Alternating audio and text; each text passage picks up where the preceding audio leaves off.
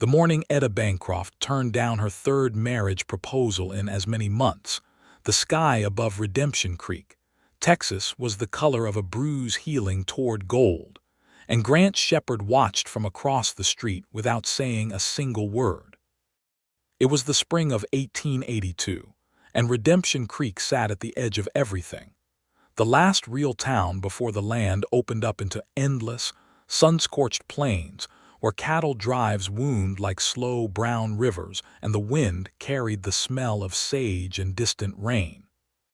The town had a livery, a general store, a saloon that doubled as a courthouse on Tuesdays, a church with a leaning steeple, and a boarding house where Etta Bancroft lived in the corner room on the second floor with a window that faced east, so she could watch the sun come up every morning without having to ask anyone's permission. Etta had come to Redemption Creek 2 years prior, arriving on the stage from San Antonio with a carpetbag, a crate of books, and a letter of introduction from a schoolmaster in Austin who had said she was the finest reader he had ever taught and perhaps too stubborn for her own good. The town had needed a schoolteacher.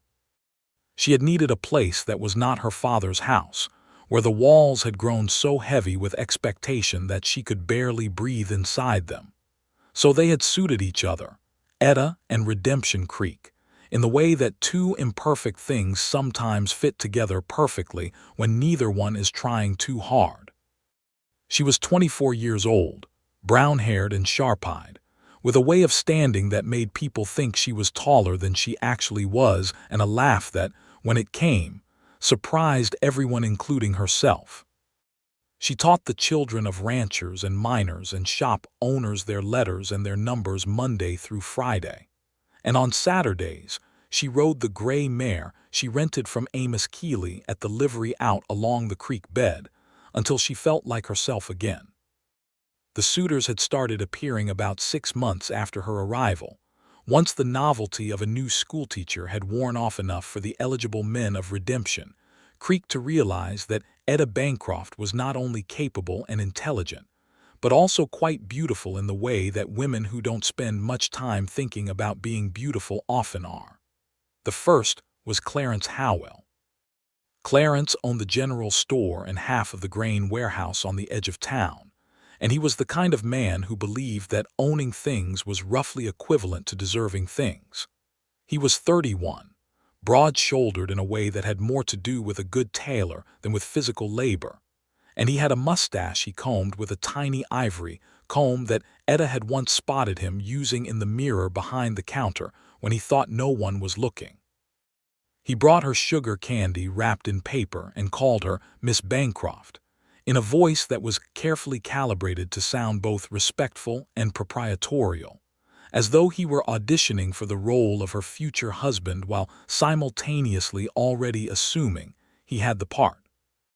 He had proposed on a Tuesday in January, standing in the doorway of the schoolhouse after the children had gone home, holding his hat in his hands and talking at considerable length about his financial prospects before finally getting around to the actual question. Etta had listened to all of it with her hands folded in front of her and her face very still, and when he finished, she said, "Clarence, I am genuinely grateful for the regard you've shown me, but I won't marry you."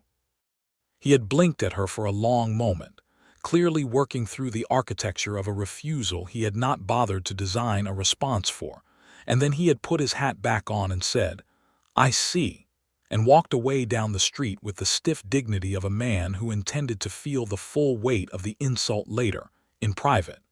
The second was Reverend Dale Pryor. The Reverend was 36 and widowed, a gentle man with tired eyes who gave sermons that were more about mercy than fire and brimstone, which Etta respected even when she disagreed with him on matters of theology, which was fairly often. He had a daughter of 9 named Susanna who was one of Etta's students, and who had a gift for mathematics that Etta encouraged fiercely. The Reverend's proposal had come in February, and it had been different from Clarence's in that it was genuinely kind. He had walked beside her after Sunday service and said, quietly, that he admired her more than he could properly express, that his house was lonely, and that he thought they might be good for each other if she was willing.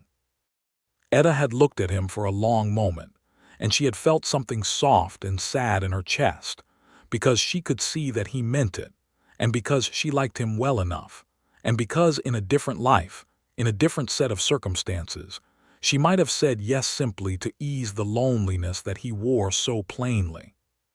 But she did not want to marry someone out of pity, not even kind pity, and she did not want to become a substitute for a woman who was already gone, no matter how gently the proposition was framed.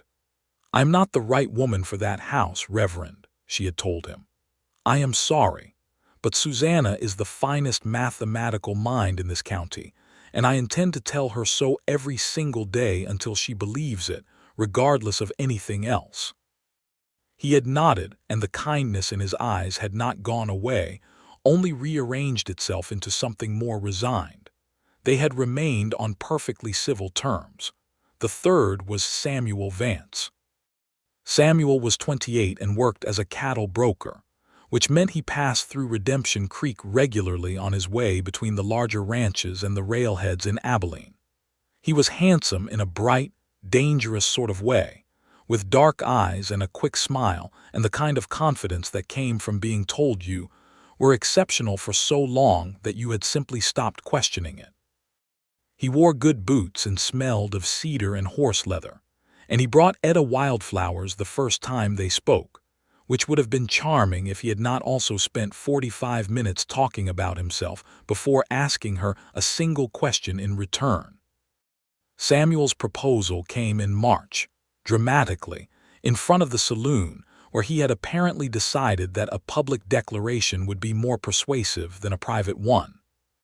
He stood in the street, while Etta was walking past with a stack of composition books under her arm, and he removed his hat with a flourish and said, loudly enough for everyone within 50 yards to hear, that he intended to make her the happiest woman between San Antonio and the Red River, and that he had already spoken to her landlady about securing her room through the summer in case she needed time to plan. Etta had stopped walking. She had set the composition books on the rail of the nearest porch. She had looked at Samuel Vance for a moment that stretched long enough to become uncomfortable for everyone watching, and then she had said, in a voice that was perfectly clear and perfectly level, "No." Just the one word, "No." Samuel had looked genuinely startled, as though the concept of a negative answer was a foreign language he was hearing for the first time. "No," he repeated. "No," she said again. She picked up her composition books and walked on. And it was in the wake of that particular moment, in the charged and slightly stunned silence that settled over the small crowd that had gathered on the street, that Grant Shepard, who had been leaning against the post outside the livery with his arms crossed and his hat pulled low, having arrived in town that morning with a small remuda of horses he was delivering to Amos Keeley, said the single word that would later become, in the telling and retelling of the story by the people of Redemption Creek, the beginning of everything. "Good," he said, not loudly, not to anyone in particular.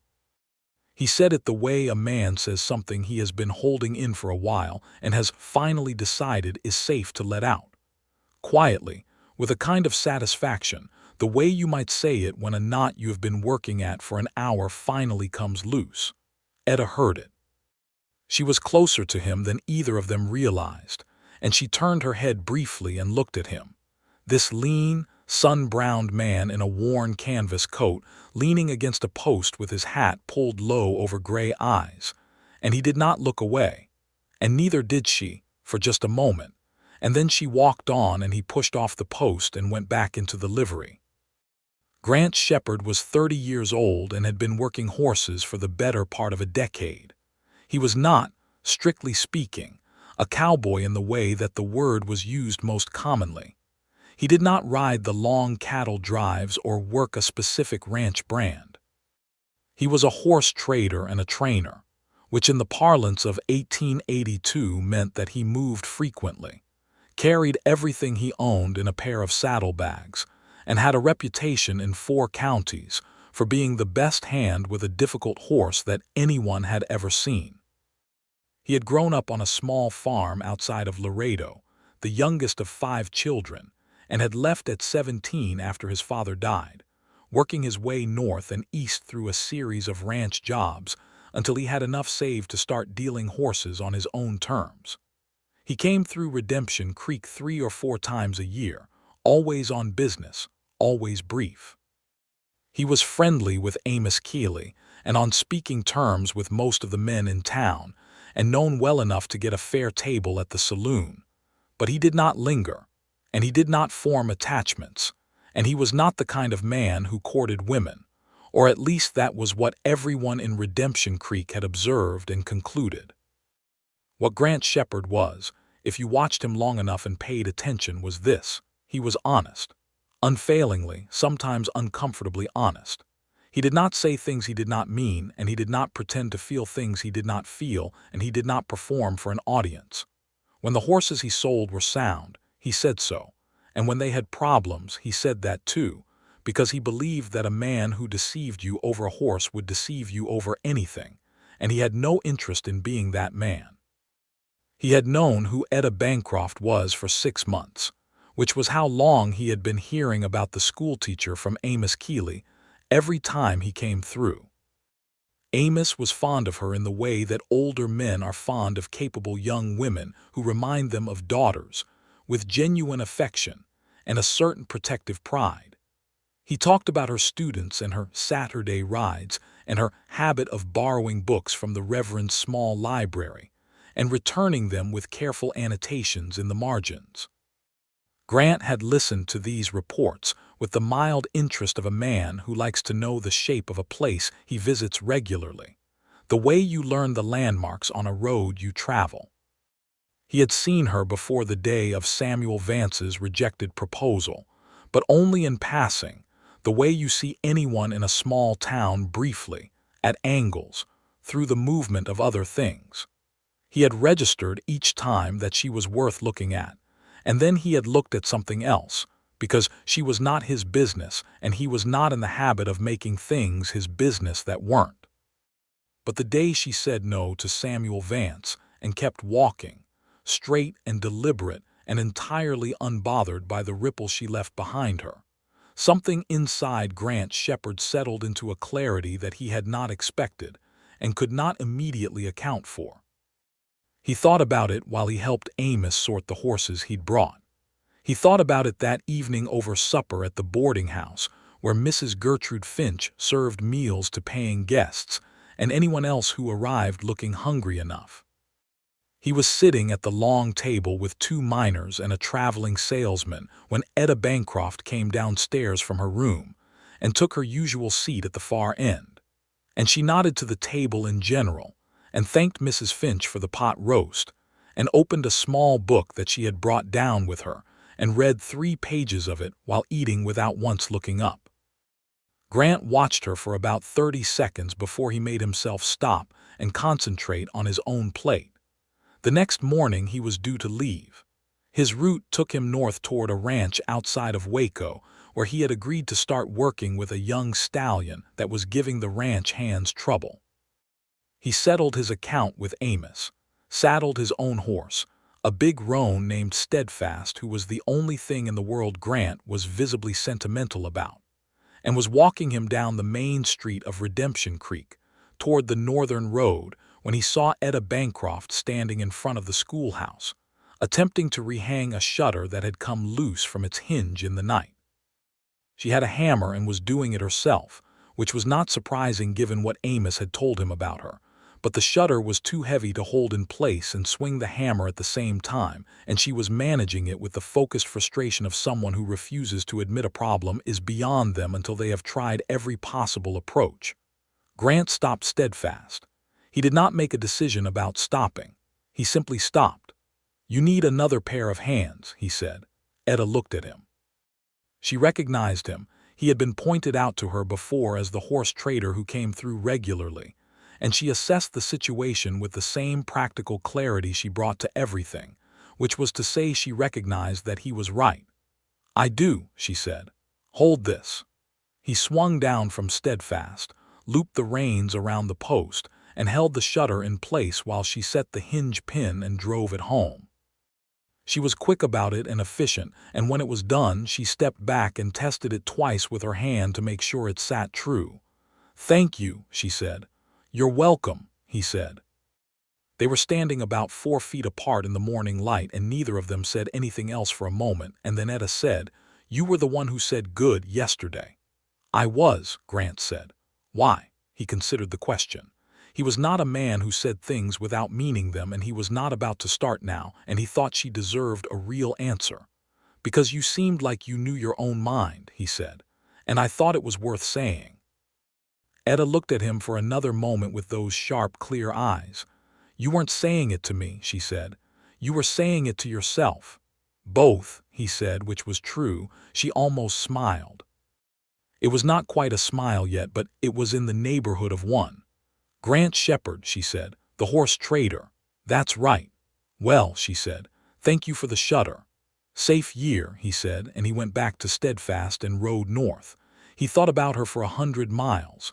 He worked the stallion outside Waco for 3 weeks, and it was good work, the kind that required all of his attention and left him tired enough at night to sleep without complications.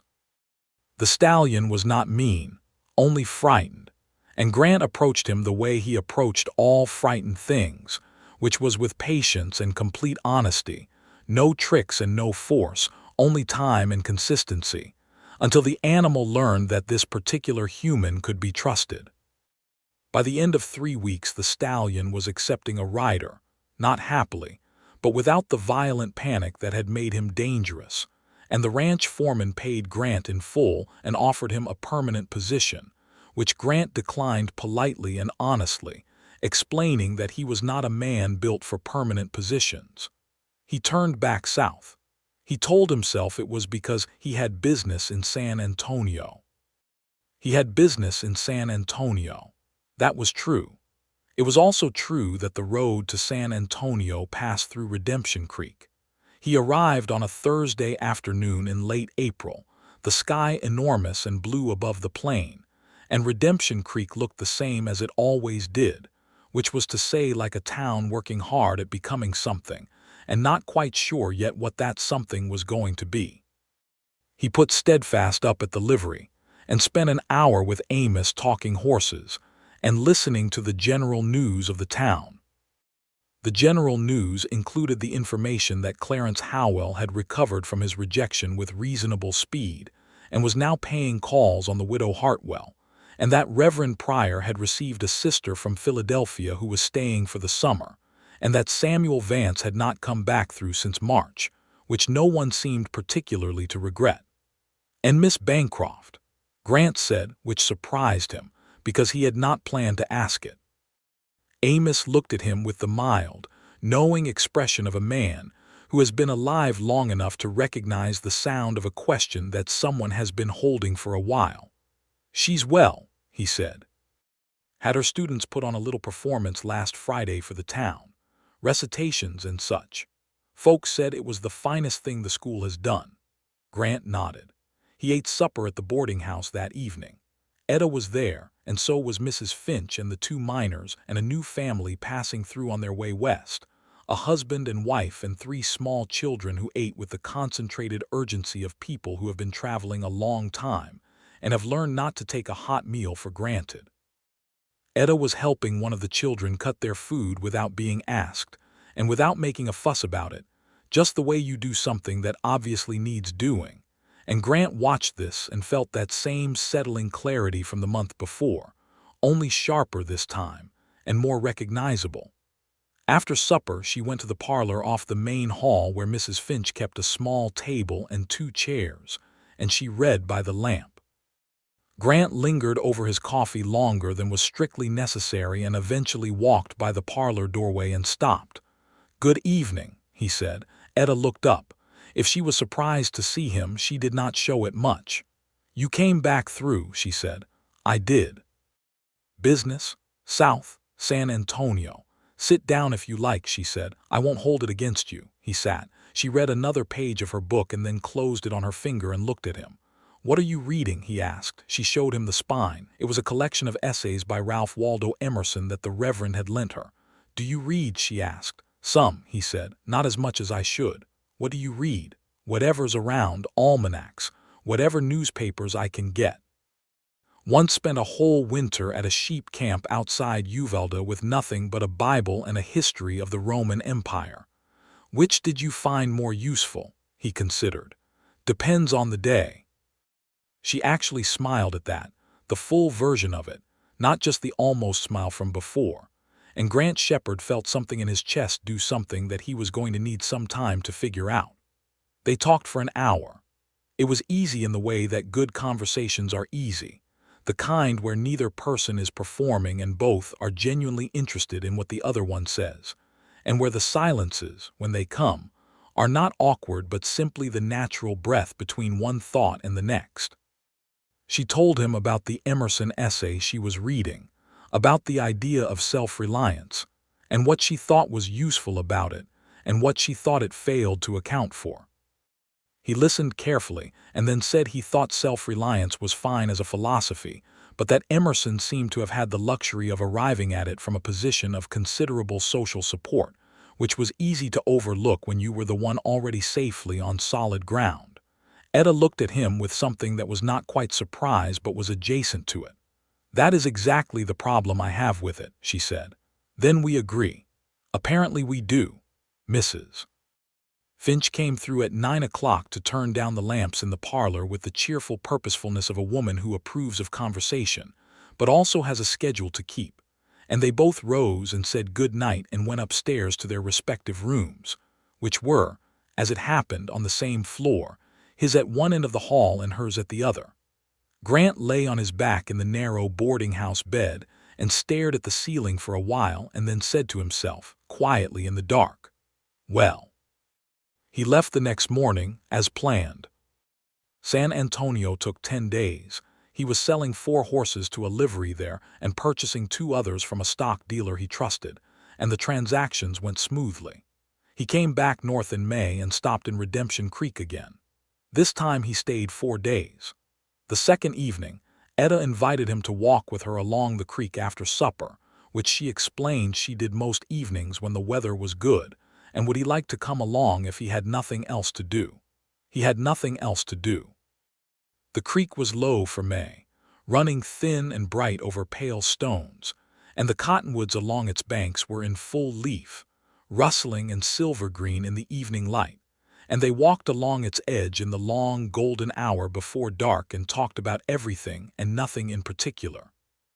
She told him about growing up in San Antonio, the second of 4 children, her father a hardware merchant, her mother a woman of great practicality and small visible warmth, who had loved her children in the way that people who have been taught that love is a liability sometimes love constantly but at an angle, as though looking directly at the feeling would cost too much. She had wanted to read and learn and go to the university, which was not a thing that women in San Antonio in the 1870s generally did. And so she had done the next best thing, which was to become a teacher and build her education out of every book she could find. Grant told her about his father, the farm, the way the land in Laredo looked in summer, pale gold and baking, and how he had known by the time he was 15 that he was not going to stay, that something in him was constitutionally unable to stay in one place, and how he had spent years not being sure whether that was a gift or a problem. What do you think now? Etta asked. I think it might be both, he said. Depending on the circumstance. The cottonwoods whispered above them and the creek ran its quiet course, and somewhere in the middle distance a mockingbird ran through its entire repertoire in the gathering dusk. You never tried to court anyone? Etta asked, and her voice was easy and uncomplicated, the way she said most things, not coy but genuinely curious. No, he said. Why? He was quiet for a moment, not evasively but thoughtfully, working out the honest shape of the answer. Because I didn't want to offer someone a life I wasn't sure I could give them, he said. It didn't seem fair. And now, he looked at the creek. I'm still working that out, he said. Etta nodded slowly, as though she understood more than he had actually said, which was probably true. They turned back toward town as the last of the light dissolved, and the stars came out, thick and white above the plains, and walked in a comfortable silence that was the most restful thing Grant Shepherd had felt in longer than he could accurately remember. On the third day of his stay, Clarence Howell stopped Grant in the street outside the general store. Clarence had apparently decided that the fact of Grant Shepherd's repeated visits to Redemption Creek and his increasingly visible presence in Etta Bancroft's company was something that required commentary. He was cordial about it, the way that men who believe they have prior claim to something are cordial when that claim is not being honored. "You're spending some time with Miss Bancroft," Clarence said, in the tone of a man making an observation that is actually a question. "Some," Grant said. "I had hoped to renew my attentions in that direction," Clarence said. Grant looked at him steadily. "She turned you down, Clarence. A woman's opinion can change." "Miss Bancroft's doesn't seem to," Grant said pleasantly and walked on. On the fourth day, just before he was going to leave, he was saddling Steadfast in the livery when he heard boots on the plank floor behind him and turned around to find Etta standing in the doorway with her hands in the pockets of her work dress, the morning light coming in bright behind her. "You're going," she said. "I am. I've got a remuda to pick up in Comanche County." "When will you come back through?" He looked at her directly. "As soon as I reasonably can," he said. "If that's all right." The almost smile, then the real one. "It's all right," she said. She looked at Steadfast, who had turned his great head around to investigate her with large, philosophical eyes. "May I?" she asked, and Grant nodded, and she put her hand up to the roan's nose and let him breathe her in, and the horse leaned forward slightly with his lower lip going soft, which was the closest Steadfast ever came to an open expression of affection. "He likes you," Grant said. "He has good taste," Etta said. She walked back to the schoolhouse and Grant rode north, and this time the 100 miles felt different. Not the dull passage of road, but something more like anticipation in physical form, the sensation of moving towards something rather than simply moving. The summer ripened and burned and passed in a series of returns. He came back in June, in July, twice in August, and each time he stayed a little longer, and each time the ease between them deepened from something casual and pleasant into something that had weight and presence, that occupied the air around them, the way the smell of rain occupies the air before a storm. He began to know the small architecture of her days, the way she was at the school by 7 and out by 4, the way she took her coffee with no sugar and a great deal of consideration for whatever she was thinking about, the way she laughed at things that were genuinely funny and did not pretend to laugh at things that weren't, the way she rode the gray mare along the creek with a loose rein and a straight back, and an expression of pure, uncomplicated pleasure that he had never seen on her face in company. She began to know the way he was always up before dawn and quiet until he'd been moving for an hour, the way he was with the horses, patient, unhurried, hands that never grabbed or jerked, the way he told the truth with a gentleness that made it land without cruelty, the way he listened when she spoke as though what she said actually mattered to him, which was rarer than it should have been, and she knew it. In August they rode out together on a Saturday, Etta on the gray mare and Grant on Steadfast, following the creek bed east until the town disappeared behind a fold of land, and there was nothing around them but the plain and the sky and the mesquite and the long golden afternoon.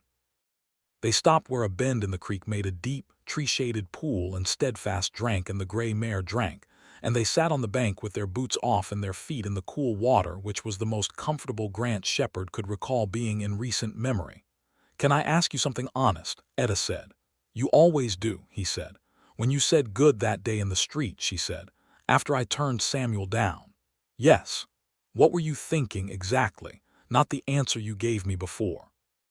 "The whole of it." He was quiet for a moment. Around them, the cottonwoods made their papery sound, and the water moved over the stones in the pool, and the sky was enormous and white with heat, and the quality of the light was the particular golden weight of deep Texas August.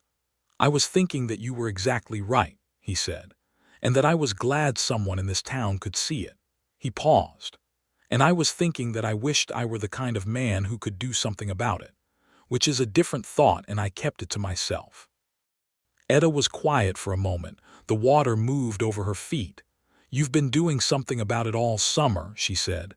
"Not courting," he said carefully. "I know I'm not Grant," she said. He looked at her.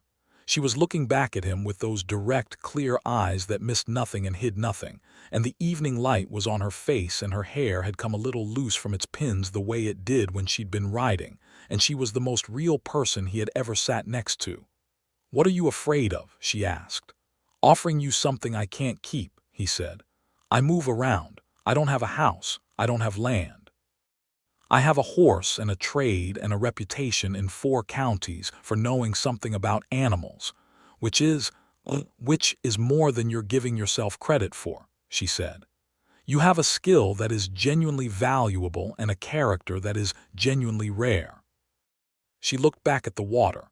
"I don't need a house. I have a room. I don't need land. I need honesty, and I need to be seen clearly, and I have been running out of patience with men who think they know what I need." "I'm not telling you what you need," he said. "I know you're not. That's rather the point." She looked at him again. "What do you need, Grant?" No one had asked him that before. Not in those words, with that directness, with the genuine intention of waiting for a real answer. He took a breath of the August air, which smelled of water and sage and warm stone. "I think," he said slowly, "that I need to stop telling myself that I am not the right man for things I am actually thinking very hard about being right for." Etta looked at him for a long moment, and then she put her hand over his where it rested on the bank, not tentatively but plainly, the way she did most things. "Then stop telling yourself that," she said. They rode back to town in the long, slow sunset, side by side, not quite touching but close enough that their horses walked in rhythm, and when they reached the livery and dismounted and she handed the gray mare back to Amos, Grant walked her to the boarding house door and stopped. "Etta," he said. "Yes," she said. "I would very much like to call on you properly, if you'll have it." She tilted her head slightly, and the near smile was there, and then the real one, and she said, "I was wondering when you were going to get around to it." He laughed, and it came out of him like something long compressed finally given room, and she laughed too, and Mrs. Finch, who was watching from the parlor window with great satisfaction, told the story later to anyone who would listen. September came in on the back of the first real cool air of the season, dropping the temperature at night to something genuinely comfortable for the first time in months, and with it came a settled quality to the days in Redemption Creek that felt like the land exhaling. Grant had arranged his routes to bring him through more frequently now, and he was making plans for things that were different from the things he had planned before, the kind of plans that have roots in a specific place rather than just roads between places. He had begun, quietly, to make inquiries about property. There was a parcel of land about 2 miles east of town, along the creek, where the grass was good and the water reliable, that had been sitting idle since the previous owner had given up on dryland farming and gone back east. It was not a grand piece of land. It was a working piece of land, the kind that wanted to be used and would reward being used well, with room for a good horse operation, and if a man were thinking practically and hopefully at the same time, a house. He had not told Etta about this yet. He wanted it to be real before it was a conversation, something he could point to rather than describe. But September also brought trouble that no one in Redemption Creek had asked for or anticipated. A group of cattle from the Big Dillard spread north of town went missing. Not the normal attrition of straying cattle, but a significant cut, taken cleanly and quickly, and the tracks led south in a direction that suggested either a very organized group of rustlers or someone with detailed knowledge of the Dillard Range layout. Sheriff Cord Baines, who was 53 and had managed Redemption Creek's piece with a combination of long experience and a genuine reluctance to resolve things with gunfire when any other option existed, organized a party to go after them. Grant, who had been in town when it happened and knew the terrain south of the creek better than most, went with them. It took 3 days. The cattle had been moved to a draw 20 miles south, the kind of hidden cleft in the land that you had to know about to find, and the men who had taken them were organized and not immediately inclined to give the stock back. There were negotiations, which is a generous word for the heated standoff that lasted most of an afternoon, with Sheriff Baines talking steadily and reasonably, while Grant and two of the Dillard Ranch hands flanked the positions in a way that made negotiation seem like the better option. And eventually the cattle came back to Redemption Creek without significant injury to anyone involved, which was exactly the kind of outcome Sheriff Baines considered a success. Grant came back into town on the evening of the third day, dusty and tired and ready for a meal and a bed, and Etta was waiting on the boarding house porch. She did not throw her arms around him. She was not that kind of woman, at least not in front of anyone else, and she had not been told the situation was dangerous, only that he had gone to help recover some cattle and would be back when it was done. But she watched him ride down the street and dismount at the livery and come up the boarding house steps, and she looked at him very carefully in the way people look at someone they have been quietly worrying about. "You're back," she said. "I said I would be." "You looked at me like I should not have worried." "I'm not making any faces," he said. "Your face makes faces entirely on its own," she told him. "Mrs. Finch appeared at the door and said there was supper still warm if he wanted it, which he did very much, and Etta sat at the table with him while he ate and told him what had happened in town while he was gone, in the tone of someone who has been doing something other than worrying and is demonstrating this successfully. After supper she handed him a book. "I finished it," she said. "I thought you might like it. Don't read it too fast." It was a novel. He looked at the spine. It was a copy of George Eliot's Middlemarch, which Etta had ordered from a bookseller in Austin and which had arrived during the summer, and which she had been reading with great care and considerable annotation. He looked at the pencil marks in the margins, her careful, precise handwriting, small and clear, and felt an intimacy in the gesture that was deeper than he had words for. She was giving him her thoughts as well as the book. "I'll read it slow," he said. "See that you do," she said, and went upstairs. He read it slow. It took him 2 months, because he was moving between jobs and could only read in the evenings. But he read every word and paid attention to every note she had made in the margins and wrote his own responses next to hers in a different pencil, lighter and less confident than her writing but genuine. And when he brought it back to her in November, she held it in her hands and read his notes for a long time. "You disagree with me about Casaubon," she said. "He was doing his best with what he had," Grant said. "That counts for something." "It counts for something," Etta said. "Doing your best with what you have and actively preventing your wife from having anything of her own are not mutually exclusive." She paused. "Actually, your point makes it worse, because a man at his best who still cannot see past his own requirements is not a temporary failure. It's a permanent one." "Fair," Grant said. "You win that one." "I know I do." But she was smiling, and she sat with the book in her lap and looked at him and said more quietly, "This was a very good thing to do." "Reading it like this?" "I thought so," he said.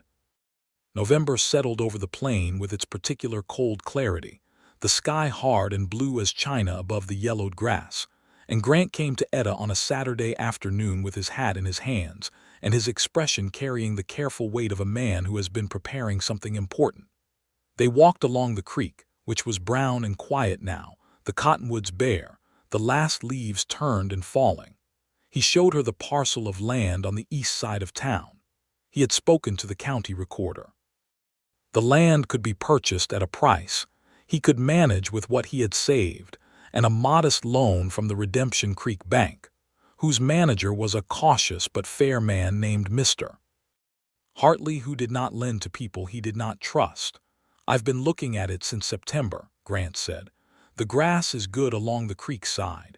There's room for a proper stable and a training area, and there's a flat piece back from the water that would be a good building site." Etta stood in the November light and looked at the land.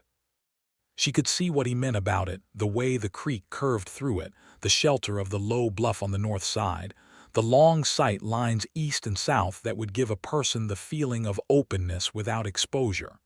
"You're putting down roots," she said. I'm trying to build something worth putting roots in, he said. He looked at her.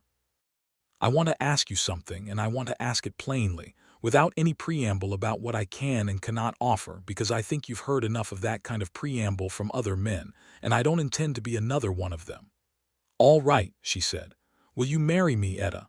The wind moved through the bare cottonwoods, and the creek ran its quiet course, and a red-tailed hawk turned slow circles in the cold blue air above them. Yes, she said. Not with the composure of a woman who had been waiting patiently.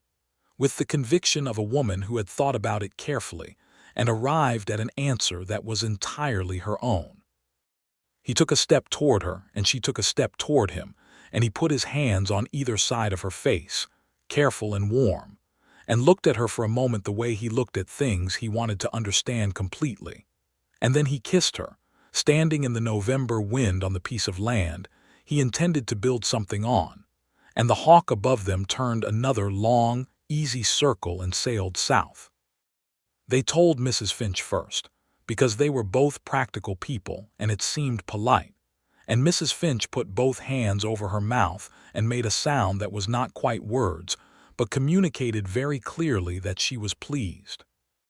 They told Amos Keeley next, because Amos had been the one to tell Grant all those stories about Etta in the first place and deserved to know he had been part of something. Amos put out his hand and shook Grant's with considerable force and then turned to Etta and said, Miss Bancroft, I could not be happier for you, with a warmth that made her put her hand on his arm and squeeze it. They told Reverend Pryor in his study, where he was writing his Sunday sermon with his daughter Susanna, doing arithmetic problems at the small desk by the window. The Reverend looked up at them and then looked down at his paper for a moment, and then looked up again with a genuine smile that had a small, private sadness in it that he managed with the grace of a man who has had practice at keeping his private sorrows private. That is wonderful news, he said, and meant it. I would be honored to perform the ceremony. Susanna looked up from her arithmetic. Will you still be my teacher after you're married? She asked Etta, with the directness of 9-year-olds who consider that the important questions deserve immediate answers. For as long as the town wants me, Etta said. Why would getting married change that? Susanna considered this and then went back to her arithmetic, satisfied. They were married on the first Saturday of December, 1882, in the church with the leaning steeple, which someone had straightened slightly over the summer, and which now merely appeared to be at a thoughtful angle rather than an alarming one. The whole town came, because the whole town in Redemption Creek came to weddings the way they came to everything significant, with the understanding that a small community is only as strong as its shared occasions, and that the marriage of its schoolteacher to the horse trader who had been coming through for years and had finally stopped moving was a significant occasion.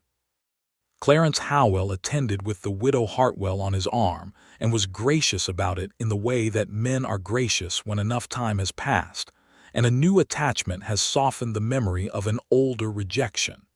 He shook Grant's hand and said something appropriate and moved on to the table where Mrs. Finch had arranged an impressive spread of food.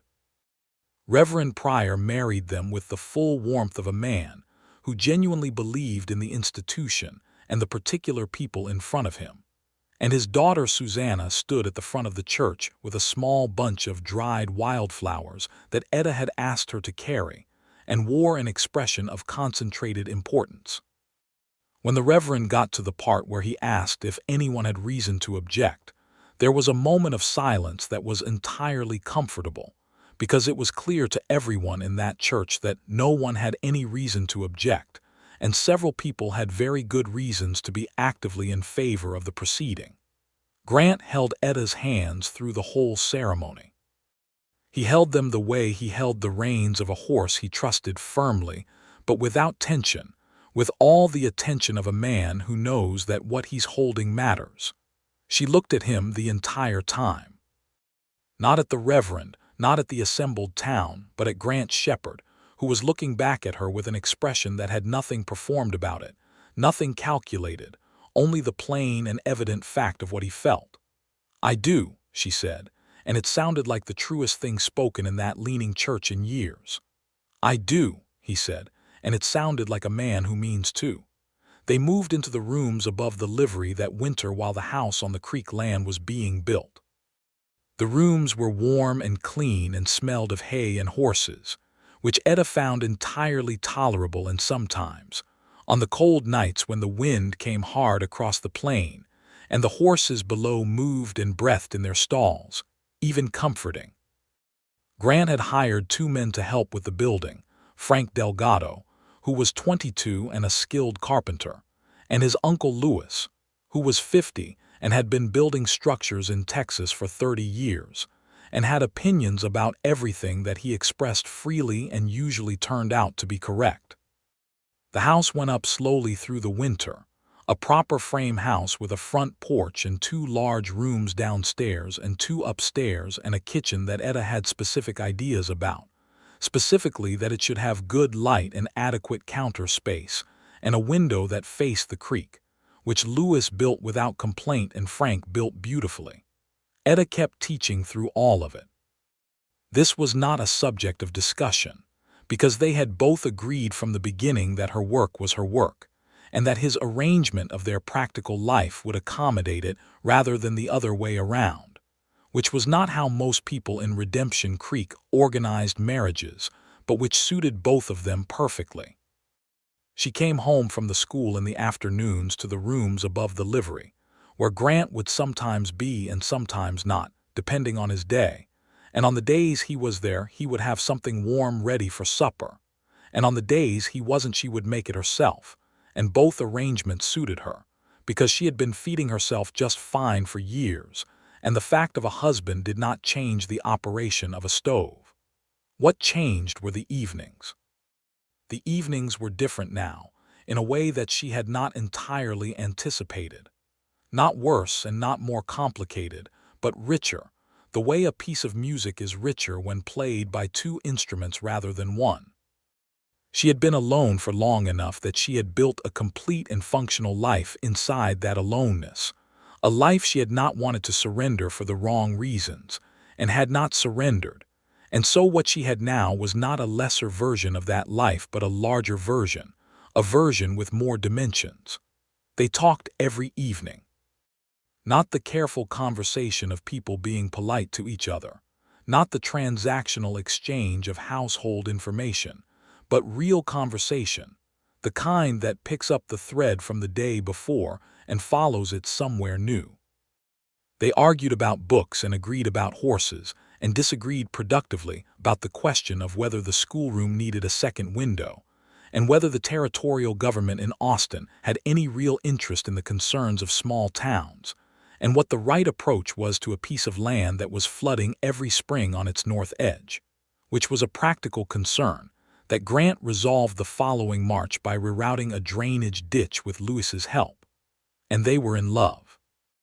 This bears saying plainly, without decoration, because in the telling of things there is sometimes a temptation to talk around the central fact of a love story instead of at it, which is a mistake. They were deeply, clearly, honestly in love, the kind of love that does not announce itself in dramatic gestures, though there were gestures, but that lives in the small and constant things, in the way 2 people inhabit a shared space, in the quality of attention they give each other, in the particular piece of being known. Grant looked at her the way he looked at the land on a clear morning, with the settled recognition of something real that he had no desire to pretend was otherwise. And Etta looked at him the way she read a book she loved thoroughly, with her whole attention, noticing everything. The house was finished in March of 1883, and they moved in on a Sunday with the help of Amos Keeley and Frank Delgado and Mrs. Finch, who brought a pie and wept gently at the new kitchen window that looked out over the creek, saying that it was exactly right, and she could not explain why, but she knew it was. The horse operation built itself slowly and well over the following months. Grant had a reputation and he had contacts, and he had an extraordinary ability with difficult horses, and word spread in the particular way that word spreads in the ranching world, which is quietly but reliably, from man to man over distance. until people started coming to Redemption Creek, specifically because they had a horse problem that no one else had been able to solve. He hired Frank Delgado full-time by the summer of 1883, and by the fall he had 3 good horses in training and a waiting list of 2 more, and a stable that was the best-built structure on their property and possibly in the county. Lewis came by regularly and offered opinions on how the stable could be improved, and Grant took most of them because they were good. Etta kept teaching. She persuaded the school board in the fall of 1883 to invest in 20 new readers and a proper globe, arguing with a precision and a persistence that the board found easier to agree with than to resist. Susanna Pryor won the county mathematics competition that same fall, the first student from Redemption Creek to do so, and Etta sat in the audience when the result was announced and felt a pride that was one of the cleanest things she had ever felt. The Reverend, who was sitting beside her in the audience at that competition, leaned over and said quietly, "That is your doing." "It's entirely Susanna's doing," Etta said. "I just refuse to let her think otherwise about herself." The Reverend looked at her for a moment. "That is a gift," he said, "that very few people have." Clarence Howell married the widow Hartwell in the spring of 1884.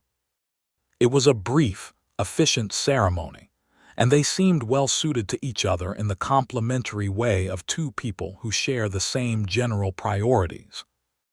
Etta attended and was genuinely happy for them, because she bore Clarence no ill will and never had, and because the widow Hartwell was a practical and clear-eyed woman who had always seemed to know exactly what she was getting, which was the essential thing. By the summer of 1884, it was apparent to everyone in Redemption Creek, including Grant and Etta themselves, that they were going to be parents. The news settled over the household on their creekside land the way good news does gradually, and then all at once, with a quality of wonder that was somewhat embarrassing in its intensity for a man who had believed he was not given to sentimentality. Grant stood in the kitchen doorway on the morning Etta told him and looked at her for a long time with an expression that she would later describe to Mrs. Finch as the most undefended thing she had ever seen on a human face. "Are you all right?" she asked. "I'm better than all right," he said. "I don't have a word for what I am," she laughed. "You'll think of one." He crossed the kitchen and held her, not dramatically, just firmly, the way he did things, with his whole attention and no performance, and she put her forehead against his shoulder, and they stood like that for a while with the morning coming in through the window that faced the creek. He worried in the way men worry who have come to understand that having things you love means having things you can lose, which was a new variety of vulnerability for him, and one he took some getting used to.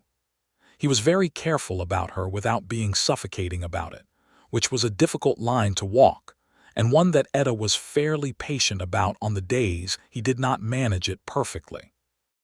"I am not made of glass," she told him in August, when he had suggested for the 3rd time in a week that she might perhaps not ride the gray mare for a while. "I know you're not," he said. "Then stop looking at me like I might shatter." "I'm not looking at you like you might shatter," he said. "I'm looking at you the way I look at everything I care about. I can't stop doing that." She regarded him for a moment and then said, "That's a very good answer," and put on her hat and went to school. Their son was born in February of 1885.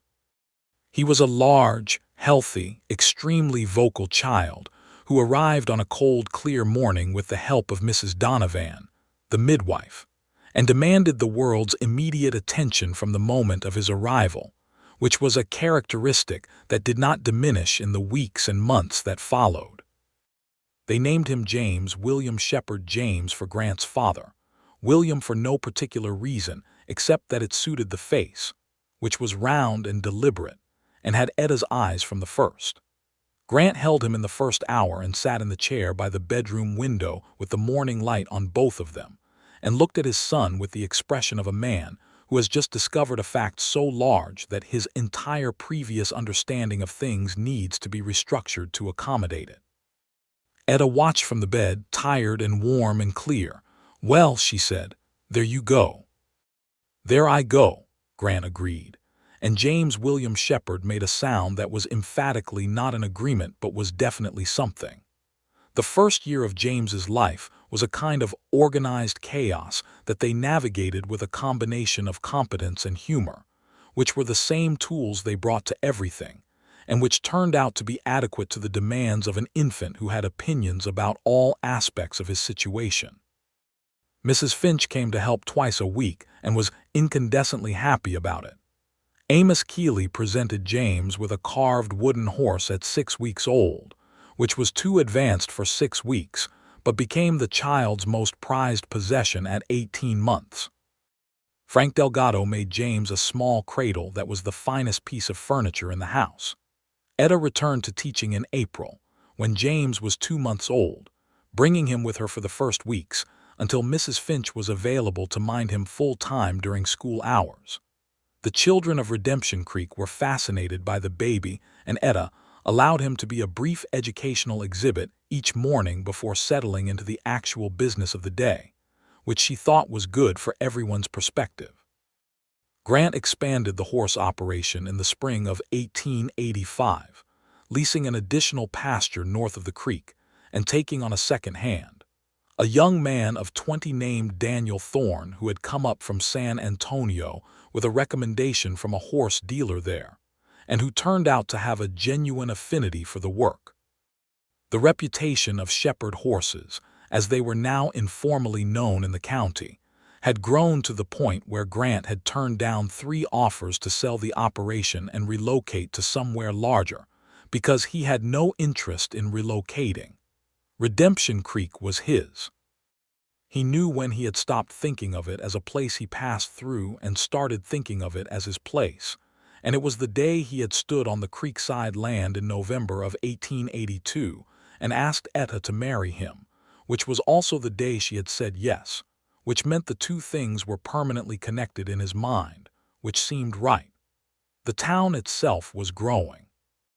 1885 brought the first real discussion of a rail spur, which would change things considerably: the prices for cattle, the availability of goods, the flow of people.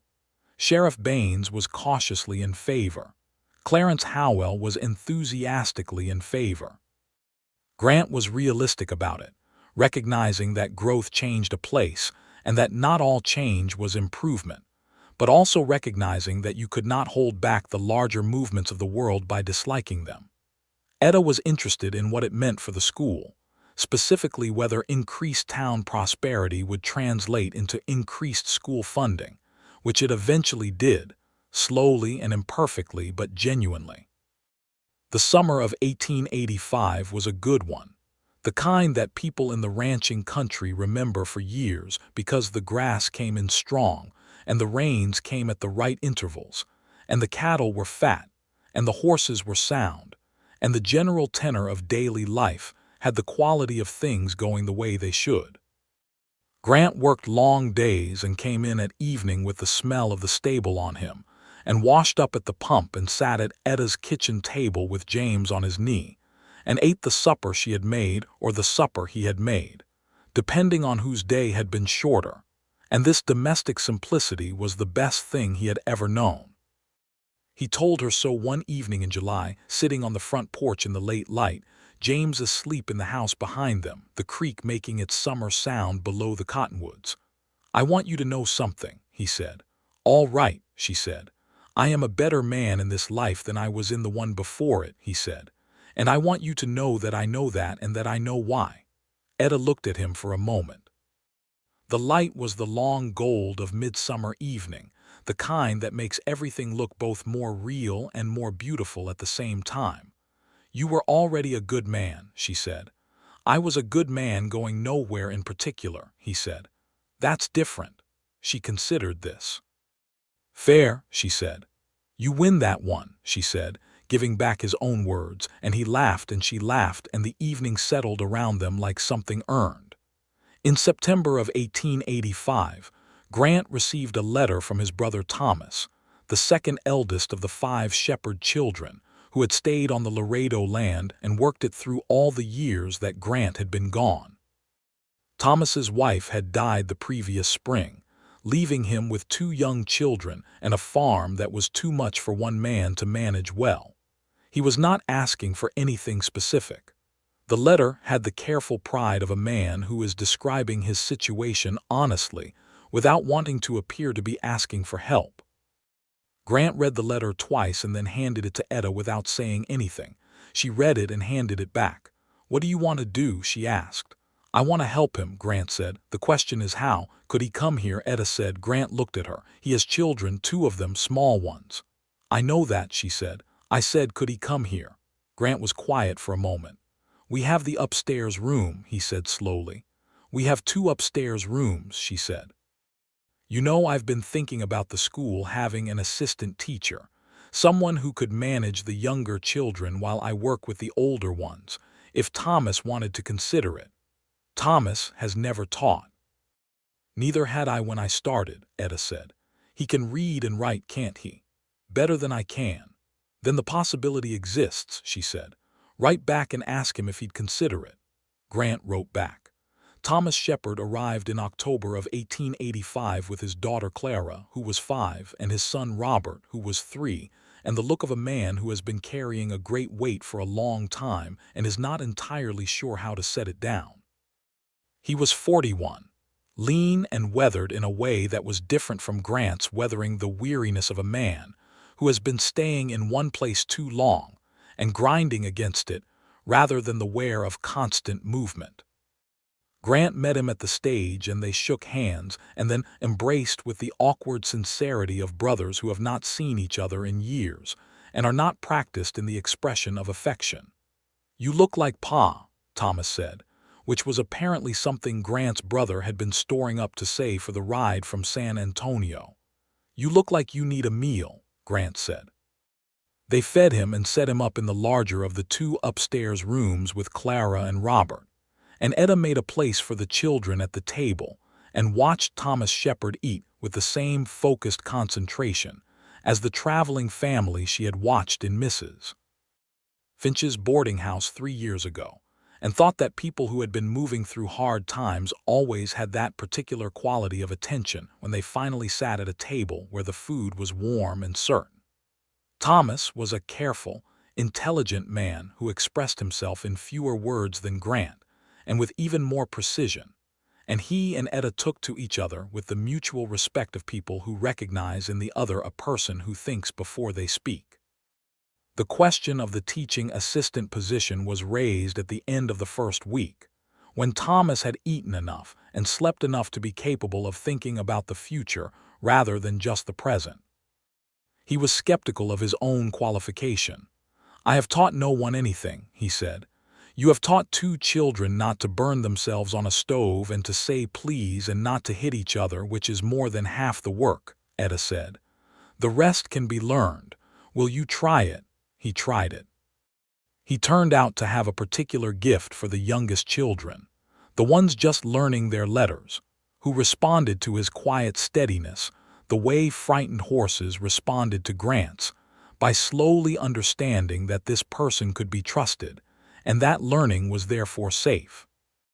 By spring of 1886, Redemption Creek School had 2 teachers, which was a novelty and an achievement, and the school board approved an additional modest salary without much argument because the results in the classroom were obvious. Thomas Shepard settled into the town with the gradual ease of a man who is surprised to find that he fits somewhere he hadn't expected to. Redemption Creek suited him. The pace of it, the scale of it, the work. He helped Grant on weekends with the horses when the school was closed, and the 2 brothers working together had an easy efficiency that came from knowing each other's rhythms even after years apart.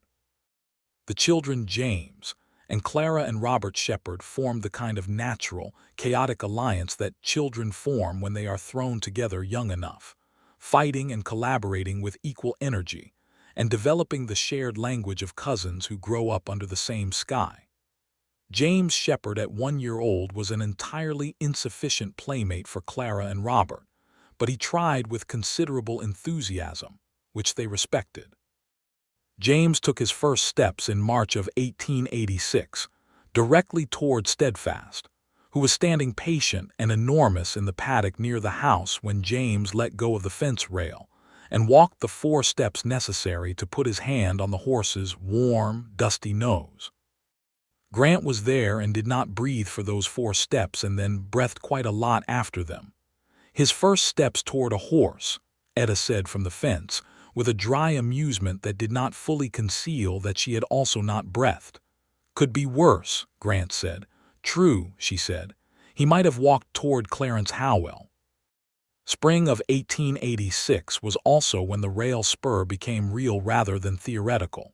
The first survey crew arriving from the east with their equipment and their maps, and Redemption Creek organizing itself around the news with the mixture of excitement and anxiety that accompanies most significant changes. There were meetings and debates, and the saloon had more business than usual for several weeks as the various interested parties worked out their various positions. Grant was asked to represent the interests of the agricultural suppliers at one of the town meetings, which he did with his usual plain directness, arguing that a rail connection would benefit the horse operation and the cattle ranches, but that the town needed to be careful about the terms the railroad offered, because railroads in 1886 were not primarily interested in the welfare of small Texas towns, and the contracts needed to reflect an awareness of that. He was right about this, and the contract negotiation took several months longer than the railroad had anticipated, and resulted in terms that were considerably more favorable than the first version, which was the version the railroad had hoped would be accepted in the first 3 weeks. Amos Keeley, who sat on the negotiating committee, said afterward that Grant Shepherd had saved the town somewhere in the range of $1,000 a year in perpetuity by simply refusing to be rushed and refusing to be charmed.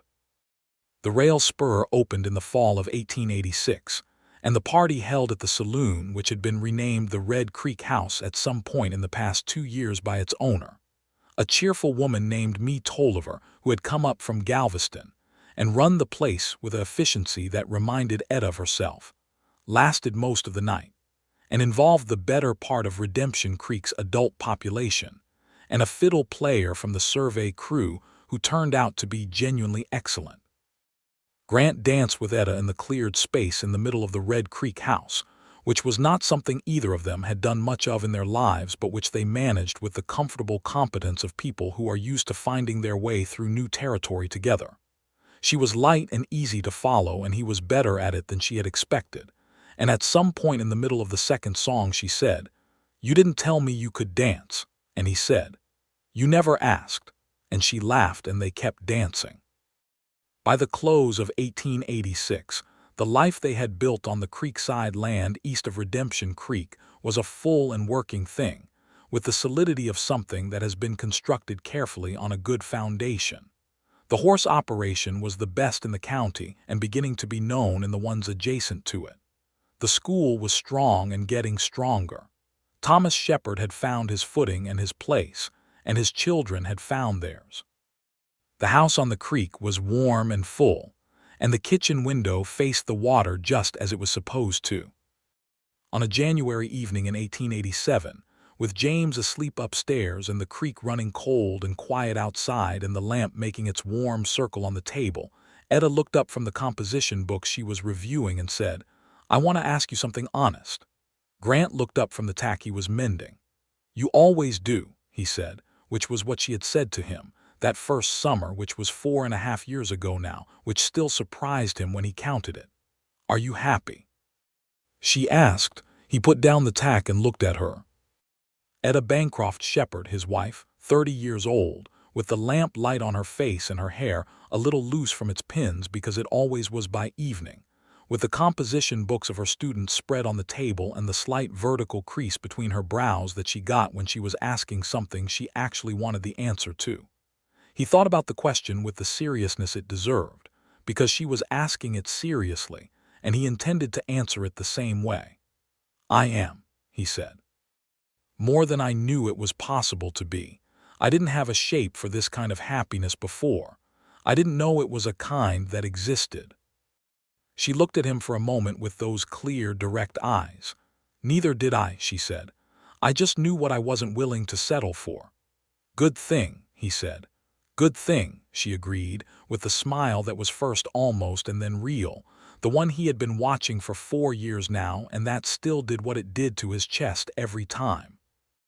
James William Shepherd had his second birthday in February of 1887, celebrated with a cake that Mrs. Finch made and a crowd that included half the town, because the people of Redemption Creek had the social instincts of a community that has learned to celebrate its own continuity wherever possible. He sat in the middle of the attention with the serene confidence of a child who has always been certain of his welcome, and ate a remarkable quantity of cake, and announced that he wanted a horse, which nobody was surprised by. In the spring of that year, Etta and Grant had the kind of long evening conversation that changes things, not dramatically, not in the way of crises or revelations, but in the way that two people who know each other well sometimes arrive at something new together without having set out looking for it. They talked about what they wanted the next years to look like, the horse operation and where it might go, the school and what it still needed, whether James should eventually be taught by his own mother or whether that would be complicated for everyone. And the practical conclusion they reached was that it would be fine because Etta was his mother regardless of what room they were in. They talked about Thomas, who had recently begun to emerge from his widow's interior isolation in the tentative way of a man who has slowly realized that the future exists, and who had been seen having a long and apparently pleasant conversation with me Tolliver at the Red Creek house after the school board's spring meeting, which Grant mentioned and Etta received with the careful neutrality of a woman who is interested, but does not intend to interfere. And they talked about more children in the quiet and direct way they talked about everything, which was honestly and without pretense, and arrived at the conclusion that they would be glad of them if they came. They came. A daughter, born in December of 1887, whom they named Rose after Grant's mother, who had died the year he left Laredo, and whom he had missed in the way you miss people who shaped you before you knew you were being shaped. Rose Shepherd was a quieter child than James had been, with dark hair and Grant's gray eyes and a watchful, calm quality that made her seem older than she was from the beginning. James accepted her with the generous pragmatism of a 2-year-old who has been told she is coming and has had some time to adjust to the idea. Grant held Rose in the first hour the same way he had held James, with the complete attention of a man for whom the new fact of his child is the largest thing in the world. And Etta watched him from the bed, and thought that this was the thing she had not known how to imagine before she had it, this specific shape of a life, this particular version of being known and loved, and allowed to be fully herself inside of something larger than herself. Thomas Shepherd married me Tolliver in the fall of 1888, which surprised approximately no one who had been paying attention. The ceremony was performed by Reverend Pryor, who was now something of an expert on Shepherd family occasions, and attended by the Redemption Creek community with the warm approval of a town that is glad when its members find happiness. Clara and Robert Shepherd gained a stepmother who was efficient and warm, and who made no effort to replace what they had lost but built something new alongside it, which was the right approach and the one they responded to. Amos Keeley retired the following year, 1889, and sold the livery to a young man named Pete Garza, who had been working for him for 3 years and who bought it with money he had saved carefully over that time. Amos retired to a small house 2 streets over from the main road and spent his days in a pleasurable series of visits, to the stable, to the school, to the Red Creek house for his daily cup of coffee, and to the Shepherd place on the creek, where he was always welcome and where there was always someone willing to sit with him and talk. Grant gave Amos a horse on his retirement. Not a working horse, but a good quiet mare named Sunday, because she had the disposition of a day off, easy, unhurried, suited to pleasure. Amos received this gift with the suppressed emotion of a man who is not going to cry in public, but has clearly made a decision about it. James Shepherd turned 5 in February of 1890 and started school, where his mother was his teacher, which turned out to be fine for everyone because Etta was his mother in the classroom the same way she was his mother everywhere, which was to say with complete clarity about the difference between what was required and what was optional, and with no confusion at all about how much she loved him. Rose Shepherd at 2 was beginning to develop the strong opinions that would characterize her entire childhood, primarily about horses, which she approached with the fearlessness of someone who has grown up watching her father work with them and has absorbed the central lesson, which is that confidence and patience together will get you further with a horse than either one alone. The spring of 1890 brought a drought, not catastrophic but serious, the kind that required careful management and some hard decisions about water use and pasture rotation. Grant navigated it with the practical knowledge of a man who has spent his life reading land and weather, rotating the horses between pastures, negotiating carefully with his neighbors over the shared use of the creek water, and making sure that the animals in his care came through it without significant loss. It was during the drought that Sheriff Baines finally retired, which he had been saying he would do for 3 years, and the question of who would replace him occupied the town for a few interesting weeks. Several names were put forward. Grant's was among them, which startled him. He said no, clearly and without ambiguity, explaining that he had enough to manage with the horses and the family, and that he had no desire to carry a badge, but that he was willing to assist the new sheriff however he could. The new sheriff turned out to be Pete Garza's older brother Miguel, who was 26 and had spent 4 years as a deputy in Abilene, and came back to Redemption Creek with the experience and the steady temperament that the job required. The drought broke in July of 1890 with 3 days of heavy rain that brought the creek up nearly to the bank and turned the plain green within a week, and the general mood of the town lifted in the way that moods lift when a long-held worry is resolved. Grant stood on the front porch of the house on the creekside land and watched the rain come in from the west, the great gray sheets of it rolling across the plain, and Etta stood beside him with Rose on her hip and James at their feet making a dam out of mud at the edge of the porch steps. "Good rain," Grant said. "Good rain," Etta agreed. "Are you happy?" He asked, giving back the question she had asked him in January of 1887, which he had been thinking about recently, which was a thing he did. He thought about things she had said, sometimes years later, and found new dimensions in them. She looked at him with the full, clear directness of Etta Bancroft Shepherd. "I am," she said, "more than I knew it was possible to be." He smiled, and she smiled, and the rain came in off the plain with the smell of sage and wet earth and new possibility, and Rose Shepherd reached out and put her small hand in her father's large one, and James Shepherd finished his mud dam and stood back to assess it with the critical eye of a 5-year-old engineer. The years that followed were good years, built on the foundation of all the choices that had been made carefully and honestly and well. The horse operation grew to become one of the most respected in Central Texas, known not for its size but for its quality, for the fact that horses that came to Shepherd's trained well and stayed sound and could be trusted. Grant taught Daniel Thorne and Pete Garza's youngest brother and 2 other young men from the county the work, not because he had to, but because he believed that a thing worth knowing was worth passing on.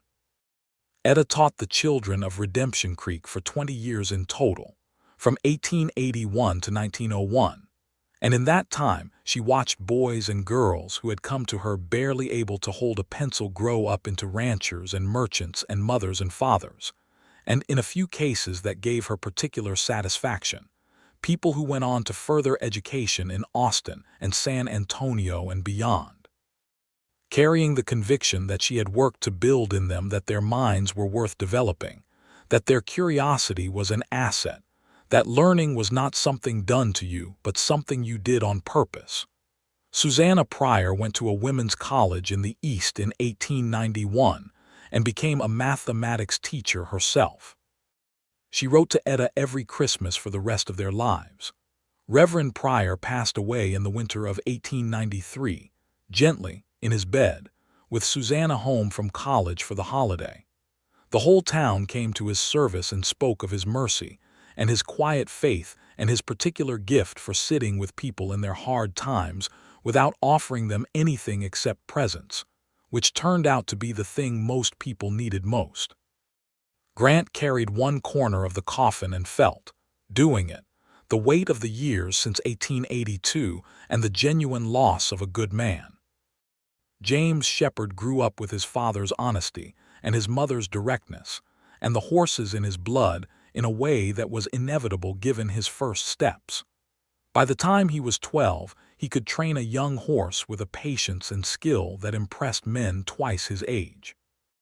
By 15, he was helping Grant run the business side of the operation as well as the practical side, keeping the ledgers with a neatness and accuracy that Etta attributed to good teaching and Grant attributed to the fact that the boy simply had a good head. Rose Shepherd grew up with her father's gray eyes and her mother's spine and the fearlessness she had been born with, which found its outlet in a series of increasingly ambitious horse-related activities that kept her parents in a state of carefully maintained calm. She was reading seriously by 4, which Etta took as her natural right and Grant took as slightly terrifying proof that the child was her mother's daughter. She and James quarreled and allied in the shifting architecture of sibling life, and were, when the account was settled, devoted to each other in the way that people are devoted when they have been shaped by the same combination of love and high standards. By the turn of the century, 1900, Redemption Creek was a different town from the one it had been in 1882, not unrecognizably different but grown and changed in the way that living things grow and change, carrying its past in its structure the way an old tree carries the rings of its previous years inside its trunk. The rail spur had brought what Grant had predicted: more people, more commerce, more complexity, and the town had absorbed it with reasonable grace, growing a second street of shops and a proper schoolhouse building and a hotel that was an actual hotel rather than Mrs. Finch's boarding house, though Mrs. Finch's continued to operate and was in fact considered preferable by people who valued home cooking over official hospitality. Mrs. Finch herself was 80 by then, small and white-haired, and still capable of reducing grown men to well-behaved versions of themselves with a single look, and she remained the social center of gravity for a large portion of the town's daily life. She had watched, over the years, with an interest and a love that she expressed in direct proportion to her capacity, the story of the Shepherd family on the creekside land, and she considered it one of the finest outcomes she had ever had the pleasure of being adjacent to. Grant turned 50 in 1902. His hair had gone the silver gray of Steadfast's coat by then, and there were lines in his face from all the years of weather, but he moved with the same unhurried ease, and his hands were still the hands that horses trusted, and Etta still found herself watching him cross the paddock in the morning light, and thinking that he was beautiful in the way that honest things are beautiful, without effort and without performance. Steadfast died in the fall of 1902, 22 years old, which was a long life for a horse and a peaceful end on a warm October afternoon in the paddock with Grant beside him. Grant dug the grave himself and James helped, and Rose stood at the paddock fence and felt, at 17, the particular weight of the first significant loss of something she had loved her whole life. Grant was quiet for a few days after that, in the way he was quiet sometimes, not closed off but interior, working something out. Etta let him have the quiet and sat beside him in the evenings and did not fill the silence, because she knew the difference between a silence that wanted company and one that wanted to be witnessed. On the 4th day he said, "He was the best horse I ever had." "He was," Etta said. "I've been thinking about the horses that came from him," Grant said.